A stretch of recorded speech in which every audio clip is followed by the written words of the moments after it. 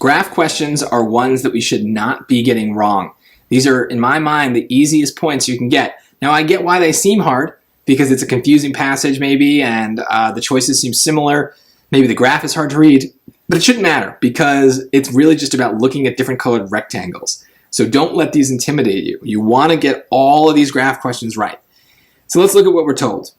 According to the graph, social science studies yielding strong results were, okay, go to the graph. Look at what we've got here. Social science studies is in the title. So the graph is talking about what it needs to talk about. Strong results is right here. So we're looking at the leftmost bar. Okay? Now let's go to the choices and compare. Social science studies yielding strong results were unwritten over 50% of the time. Okay, so unwritten is right here.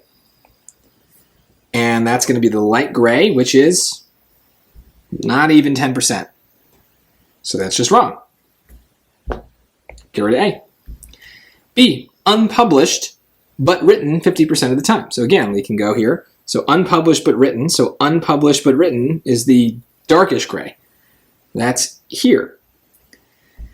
Well, that's less than 50% as well. So that's also wrong. C, published in a top journal approximately 20% of the time. Published in a top journal is the diagonals. So here you go. That's up here. And that looks like it goes from 80 to 100, which would be 20. So that seems right. Let's look at D to make sure, but that seems right. Published in a non-top journal, so that's the black, almost 80% of the time. Well, look, I know it goes up to 80, right? But that's a trap answer. Because the whole bar is the 100%. So we got to look at where, not just where it ends, but where it starts, right? So that starts here a little less than 40. So we're talking maybe 42%.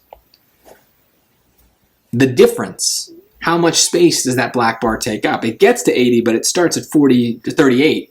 So it's 42% of the time it's in that non-top journal. So this is just about basically reading a graph. Luckily, choice C is first, so I think hopefully we would see that that's right first and then not get tricked by D. But yeah, just that's the only thing to be careful of is making sure we understand the graph is 100%. So they're chopping it up. Otherwise, can't get this wrong. Just read what it says, go to the right bar, go to the right color. That's the whole thing. Follow instructions.